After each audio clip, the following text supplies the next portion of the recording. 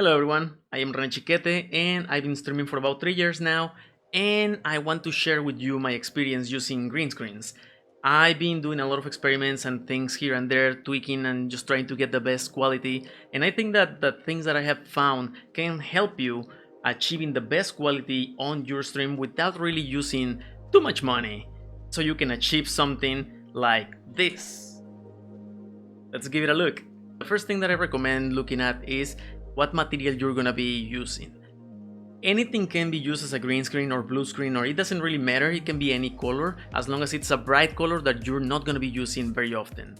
Then the other thing that you need to take care of is that it's a non-reflective even surface. It needs to be something that is gonna catch the light evenly and the color is going to be the same throughout its surface. And if there are variations in the shades of the color, it's going to make it more difficult to be recognized as the same color to be replaced. Now the second step to have a great looking green screen is the placement. You need to make sure that whatever background or green screen you're going to be having, it needs to be far away from you, or at least it's better, as it's gonna prevent a couple of things from happening. One, even if it's a non-reflective surface like a matte color or something like that, it will still bounce some amount of light, and that light is going to be bounced with the color of that surface. So what you want to avoid is getting all green in your body, because that's going to look awful, and also it's going to give you trouble keying it out.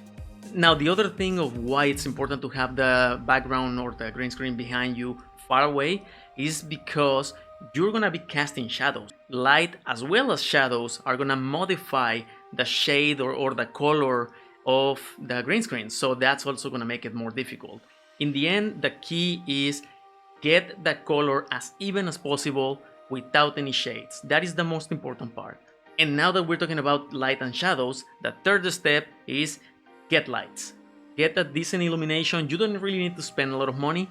All you need is to light the screen evenly. That's all. You can use your room light, you can use ring lights. Like in my case, I have a ring light that is right behind me, and that is illuminating myself from the side, and it's also illuminating the green screen at the same time, because I also have a light that is right in front of me, and this light that is right in front of me is bouncing the light off the wall. And the reason of why I'm doing that is because if I have the lamp turned to me, it's gonna be very bright, it's gonna be damaging to my eyes, and also it's gonna be too harsh. The light is gonna be just too strong for the green screen. So I bounce it off the light spreads and distributes more evenly towards everything that is in the front, and that in turn is gonna illuminate myself and the green screen behind me, but also is gonna cast some shadows from myself. And that's why I have this other light on the side. You could call it a key light because it serves the purpose of giving me an edge of lighting, which is also going to help separating myself from the green screen, and it's also going to help the image be much more clear on where the green stops, and that in turn is going to allow OBS to do the separation for the green screen more easily. You're going to notice that some parts of this don't look as good as others. Like if I stand against black, it looks amazing. If I stand just against green, it doesn't quite look as good, because these screens are not super good. They are really cheap material. They are not perfectly evenly placed. Yeah, my chair was going down.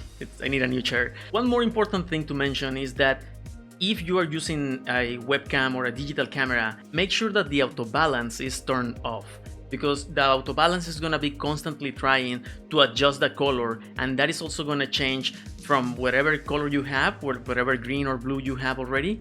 It's going to change the tonality, and since that tone or hue is going to be changing, then your program, which is expecting and searching for a specific color, it's gonna suddenly see, oh, the color green is no longer there, now it's a different shade, and that's gonna be messing with your settings. So what you want to achieve is a control environment that does not change. The light should be the same, the positioning should be the same, and the settings in the camera should be the same. Depending on your camera, this is going to be different. This video that you're seeing right now is being recorded in a webcam. It's a Logitech webcam, and I've been using the C922, and now I'm using a Logitech Brio, and both of them can look really good. You just need to pay attention to the light and also to the configuration. I'm gonna be making another video for the configuration and the settings that have worked the best for me. So stay tuned, remember, subscribe and all that. And finally, step number 4, configuring your OBS. Now, the configuration in OBS is pretty straightforward. You just need to have your video source already added in OBS. Then you can just add a filter. The filter is gonna be called chroma key, and the chroma key filter is already gonna give you a few selections like blue, green, magenta, and a custom selection. I suggest that you first try using the default colors and then just play around with the sliders. If that does not quite work for you, what I can recommend is to get the hex color of your specific green screen, and you can do that by just taking a screenshot or just taking a portion of your video in OBS and just put it into an image editing tool, or go to any web page that can extract the color of the image that you are putting in there. And once you have the color, you can go back to OBS, indicate the hex code in OBS with your custom setting, and that should give you a very good chroma key. And you will have to do some minimum play with the settings, as long as the color is even. Remember, material, placing, light, and then it should be pretty easy for OBS to do everything. And there you go. Those are the 4 steps with my recommendations on what works better.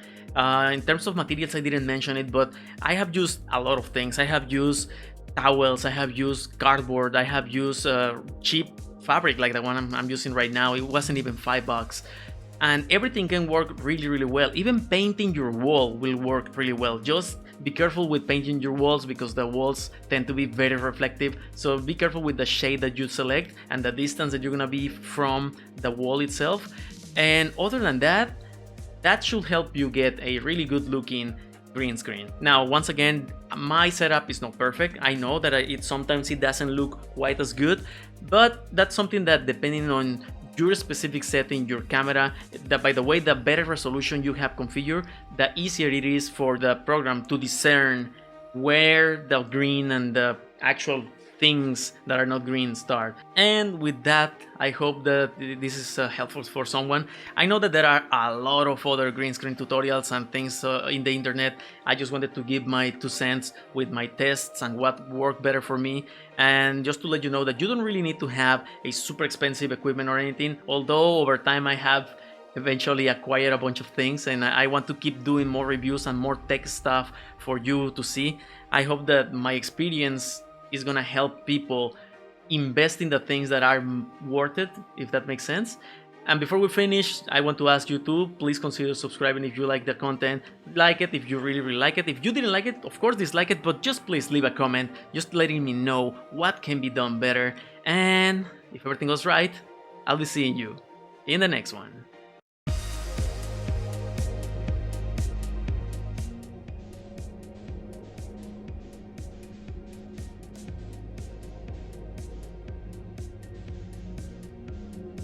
This is very creepy.